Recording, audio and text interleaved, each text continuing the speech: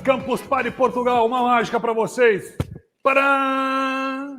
E aí está mais uma mágica dos efeitos especiais direto aqui do Classic Experience Studio em Portugal. E vamos continuar com mais 4 palestras. Além de apresentador, agora sou mágico também. Vamos continuar agora com André Gonçalves Nunes, COO e Programs Director of Beta I Brasil, International Leader at Beta I.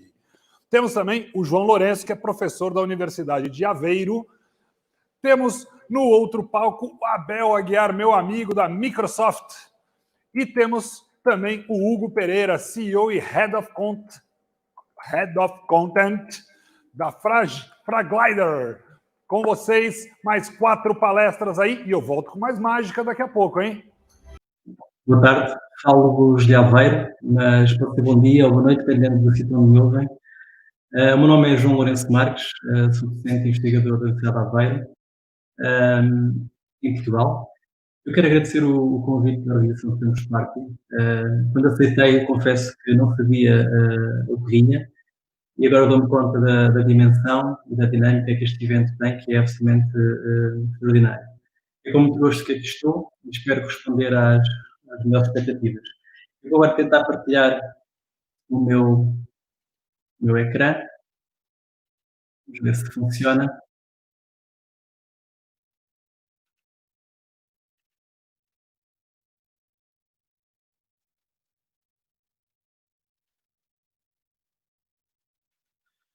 Estão a ver?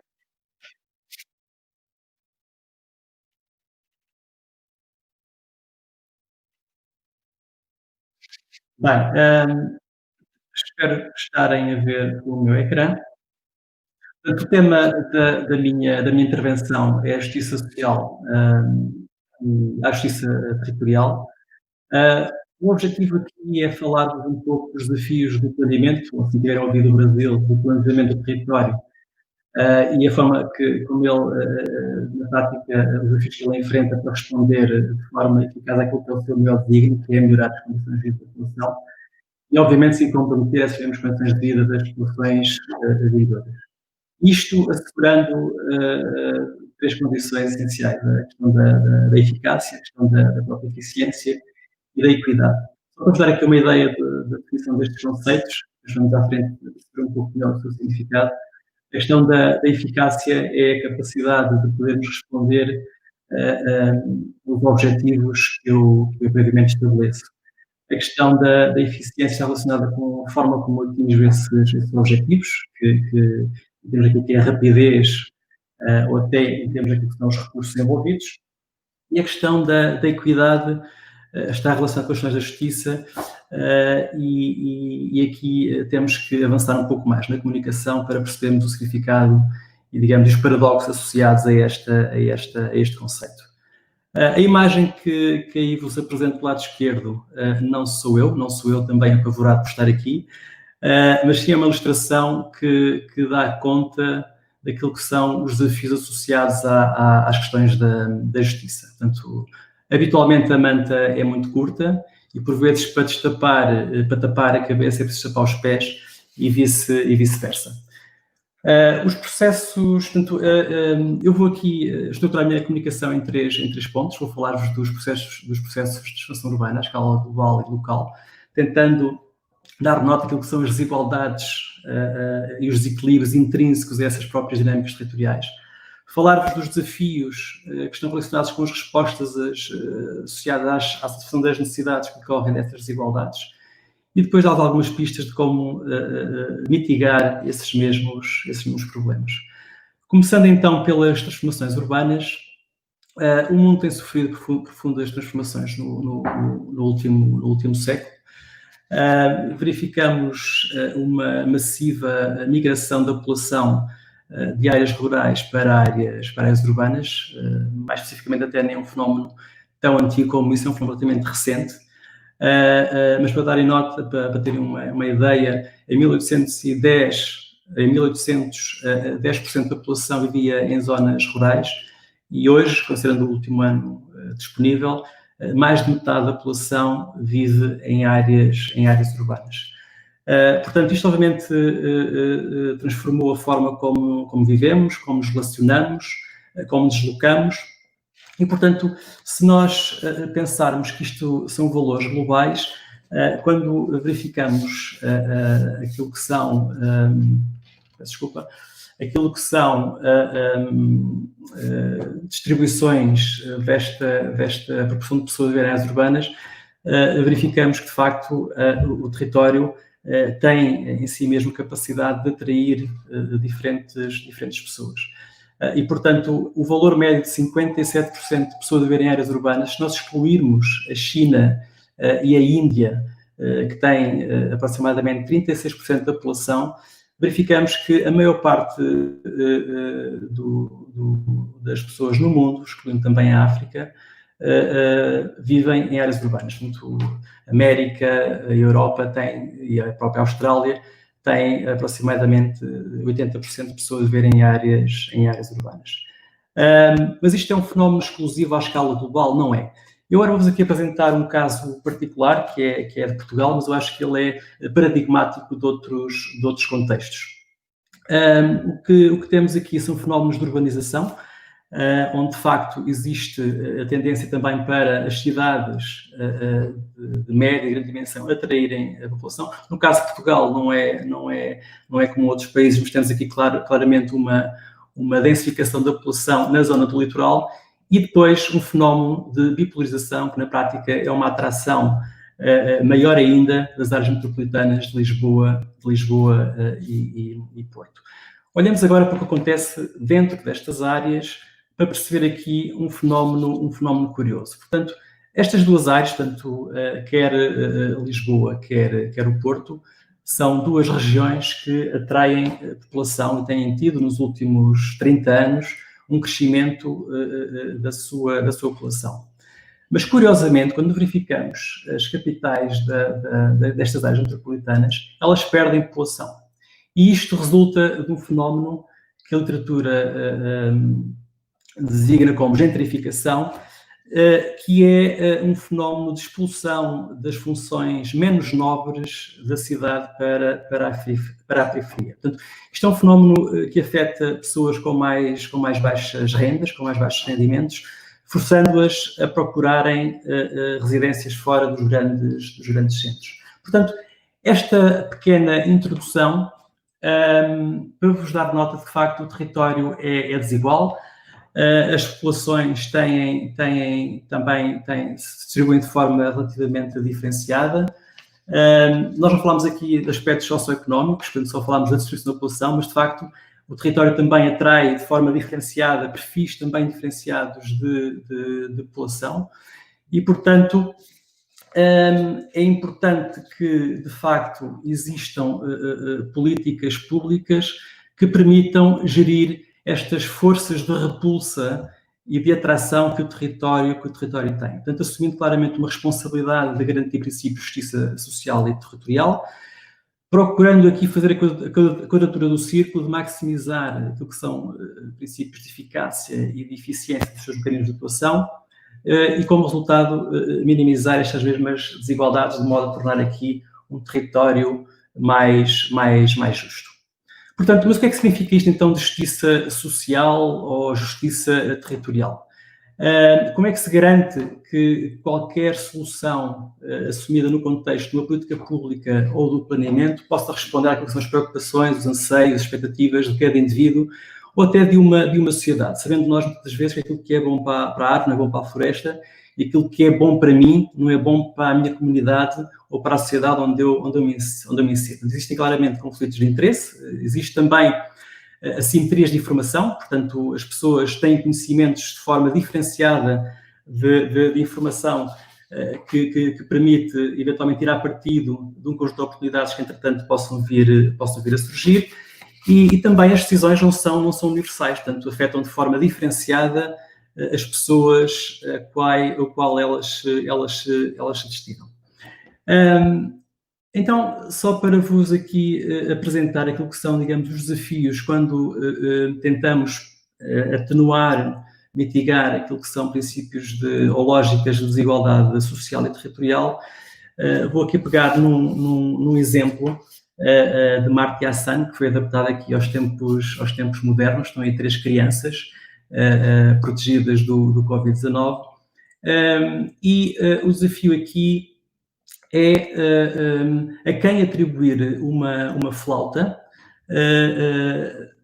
sabendo que temos 3 crianças. Portanto, temos uma primeira criança que é a única que sabe tocar flauta, e, portanto, pode tirar partido efetivo da sua utilização. Depois temos uma segunda criança, que é uma criança mais pobre, não tem recursos, e, portanto, não lhe sendo dada a flauta, não terá a possibilidade de adquirir essa mesma flauta. Depois temos uma terceira criança que investiu muito tempo no processo de aprendizagem e, portanto, poderá chamar para si, digamos, a razão de ser premiado esse mesmo esforço para ter a flauta. Portanto, todas as razões apresentadas aqui das crianças são válidas para qualquer opção, portanto, atribuir a flauta a cada uma delas. Portanto, não vou aqui desenvolver em grande detalhe o que são os princípios de justiça, mas para terem uma ideia, a opção da a flauta à criança 1, 2 e 3 está, digamos, alicerçada em princípios de utilitarismo, igualitarismo e libertanismo.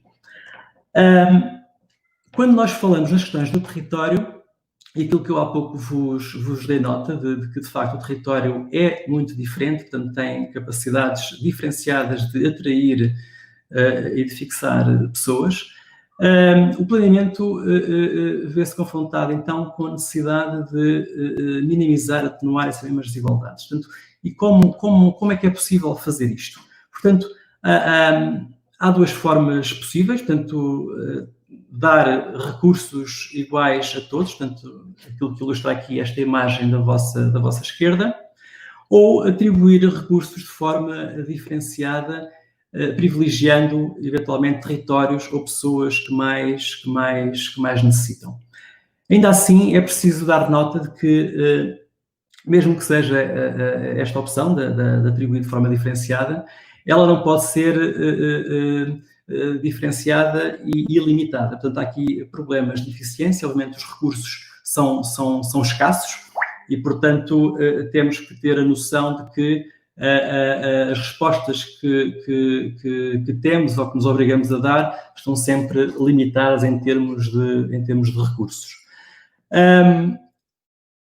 O planeamento o planejamento e o desenho e implementação de políticas públicas vêm-se confrontadas com, digamos, estes dois conceitos, que é a tal manta curta que há pouco vos falei, que acaba por resultar de uma forma relativamente ambivalente. Estes quatro círculos procuram ilustrar 2 situações. Temos aqui quatro aglomerados urbanos e vamos imaginar que temos aqui distribuir escolas de modo a dar resposta à procura de alunos para frequentar essas mesmas escolas. Se nós apelarmos àquilo que são princípios de maior eficiência, portanto, não há dúvida que, minimizando os custos, implementaríamos uma escola no centro de maior dimensão e, portanto, os alunos dos aglomerados à volta teriam que se deslocar. Se formos por princípios de equidade, uma escola em cada aglomerado, ou no limite, e numa lógica até teórica ou absurda, podemos ser mais equitativo possível, uma escola à porta da casa de cada criança.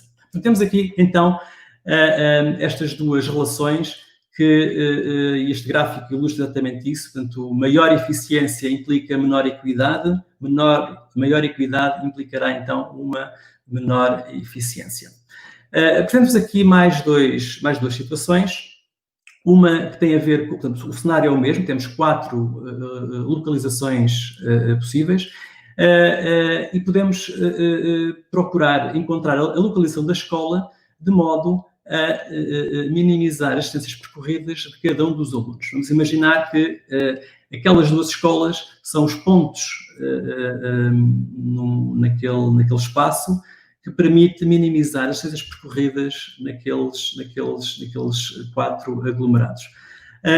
No limite, podemos ter uma situação em que não beneficia ninguém, portanto, não está exatamente perto de ninguém em particular, portanto, está perto de uma média geral de acesso a essas mesmas escolas.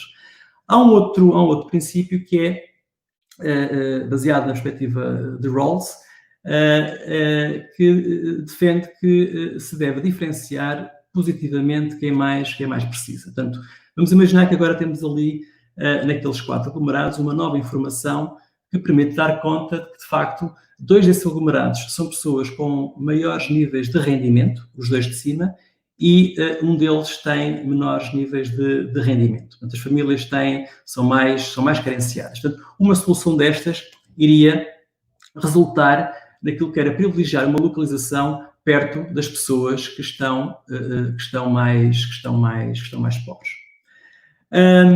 Eu lançava agora um desafio, eu não sei se o Tonito me pode aqui ajudar.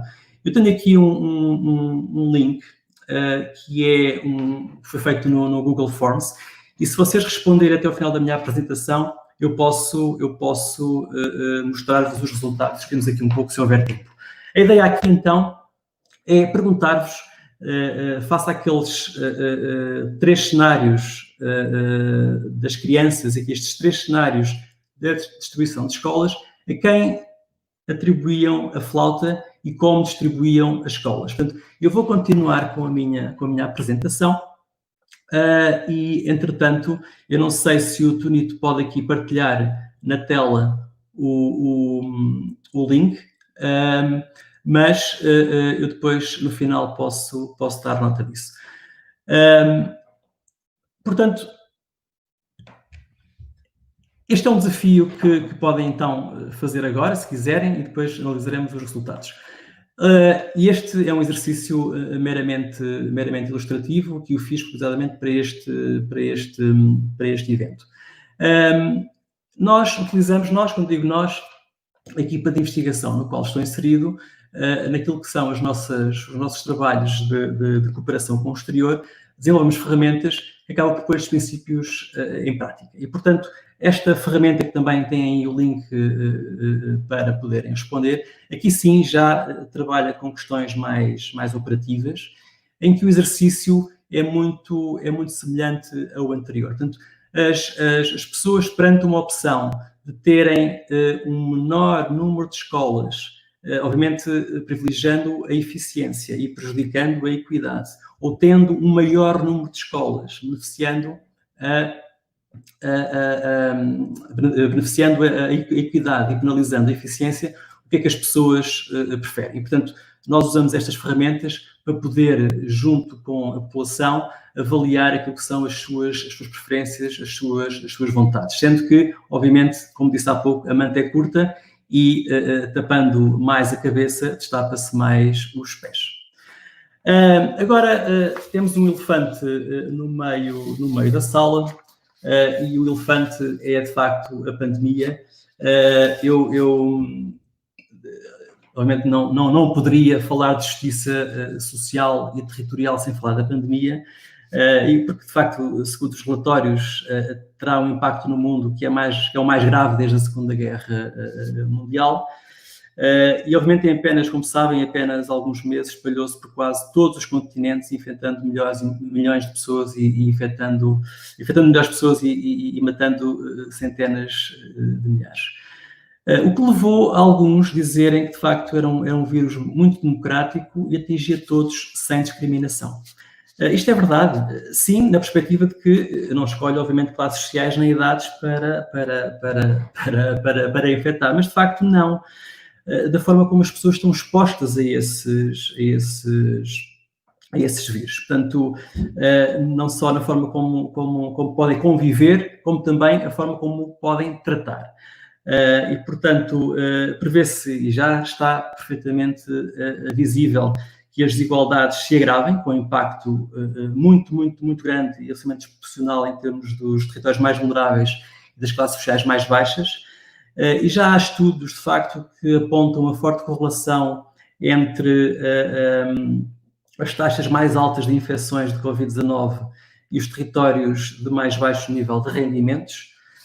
e, portanto, temos aqui, de facto, um problema em mãos que vem acelerar aquilo que já vinha acontecendo de alguns largos anos esta parte, de facto, de uma grande desigualdade territorial e social. Portanto, como é que podemos responder a isto? Portanto, estas questões que aqui estão, obviamente não vou aqui apresentar, portanto, ajustar já as expectativas àquilo que eu agora vou dizer. Eu não vou aqui apresentar nenhuma receita, portanto, obviamente são preocupações que na prática devemos assumir para responder àquilo que são estes desafios associados às desigualdades sociais e territoriais. E, de facto, estas respostas passam por fazermos um conjunto de questões que é, desde logo, percebermos onde estamos, portanto, fazer claros retratos daquilo que são os fenómenos e as realidades que queremos conhecer, avaliar também aquilo que é o caminho para onde vamos, e, portanto, aqui estou a referir-me daquilo que são as evoluções ou as tendências que nós podemos prever que resultam daquilo que é o conhecimento dos planos de evolução anteriores, mas, digamos, essa evolução determinística não nos obriga a, de facto, queremos evoluir por aí. Portanto, temos, de facto, também a possibilidade de redirecionar aquilo que é o futuro para onde estamos a ir, para o sentido onde, de facto, queremos ir. E depois como vamos fazer, portanto, como é que vamos definir um conjunto de ações que permitam ser consequentes com os objetivos que eu tenho pré-estabelecido. E depois também há aqui um aspecto muito importante, que é a questão da avaliação, ou da monitorização, que é termos a noção se de facto, ao longo do processo, naquilo que é o estabelecimento do objetivo, se estamos a ir ou não no bom caminho. Eu, sem entrar agora em grandes detalhes, na questão do onde estamos, naquilo que são digamos, o conhecimento de uma qualquer realidade que queremos conhecer, eu só distinguia aqui dois conceitos e falava-vos aqui de um mito urbano, a questão dos dados e a questão da informação. Há que distinguir que dados, de facto, não informam. Dados, digamos, é a matéria-prima antes de ser processada. A informação, essa sim, são dados processados que respondem a problemas e necessidades concretas. Portanto, a questão dos Big Data, falamos muito dos Big Data e que, de facto, temos um manancial de dados. Mas eu só dava nota aqui que esse manancial de dados que é recolhido pode, de facto, não responder àquilo que são as nossas necessidades. E também dava nota que, de facto, estando na posse de quem os produz, de facto, não tem resultado disso, digamos, uma aplicabilidade muito ampla no contexto que estamos aqui a conversar. E, portanto, na questão do para onde vamos e para onde queremos ir, este esquema acho que ilustra bem esta diferença. Portanto, há um futuro provável, há um futuro que, de facto, nós podemos antecipar se olharmos para aquilo que são as tendências de evolução passadas, conhecidas, mas há depois também um futuro desejável, um futuro possível, que resulta daquilo que são as vontades e as expectativas que a sociedade pode ter e assumir individualmente e coletivamente. Como vamos fazer? Como é que vamos preparar o futuro? Aqui é importante promover a participação, e eu incluo aqui a participação nesta fase de uma forma até pouco rigorosa. O próprio conhecimento de onde estamos envolve também aqui o processo de participação e o processo para onde vamos e para onde queremos ir, mas obviamente que aqui só dava nota de um aspecto que é na definição do caminho que queremos fazer, é preciso envolver todos. E, portanto, e na prática, envolver todos. E está aí uma citação que e dar a César o que é de César, no sentido de que é preciso envolver técnicos, políticos, cidadãos e outros atores, e a cada um deles exigir as responsabilidades que têm e que devem ter naquilo que é a escolha das prioridades e no estabelecimento daquilo que são as medidas e as ações que se querem assumir e que se querem implementar.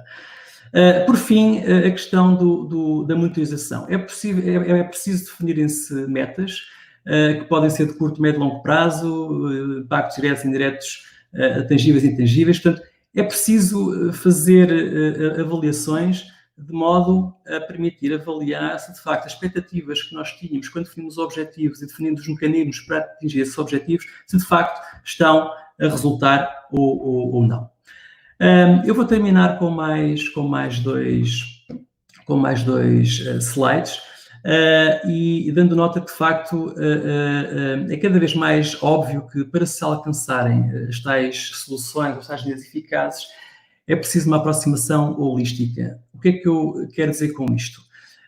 Eu quero dizer com isto que, de facto, é preciso olhar para os problemas de uma forma relativamente integrada, não só em termos de escalas, como também em termos da participação dos vários agentes, dos vários atores no processo, não só como um meio, mas também como um fim. Portanto, lembram-se que eu comecei por falar que um dos maiores desígnios do planeamento, do planejamento da política pública é, de facto, a melhoria das condições de vida das populações. Portanto, as pessoas são um fim em si mesmo dessa ação, dessa atuação e desse desígnio. Portanto, este esquema que vem em baixo é, de facto, essa aproximação holística que integra simultaneamente a perspectiva local, global, de médio e longo prazo, mais estratégico, mais operativo, mais bottom-up, mais top-down, mais ou menos estruturada e de forma mais ou menos racional. E, por fim, acabo com uma nota de John Stuart Mill, que dizia que aprendeu a procurar a felicidade limitando os desejos em vez de tentar satisfazê-los. No planeamento, eu acho que se pode aplicar o mesmo princípio. Portanto, dada a complexidade e a interdependência dos fenómenos, vamos ajustar as expectativas e ter a noção de que, de facto, não é possível nem compreender tudo, nem resolver tudo. Portanto, o que há aqui, então, a fazer, e o que nos resta um pouco daquilo que é a nossa atividade, é ter a capacidade de limitar problemas e dinamizar, face a isso, os meios mais adequados para os resolver. Muito obrigado. Eu agora vou só passar aqui um vídeo de 1 minuto, não sei se tenho tempo, enquanto vou espreitar o resultado do inquérito que há bocado lancei como desafio portanto, este vídeo é a universidade e a cidade maravilhosa de onde vos falo, a Universidade de Aveiro e a cidade de Aveiro.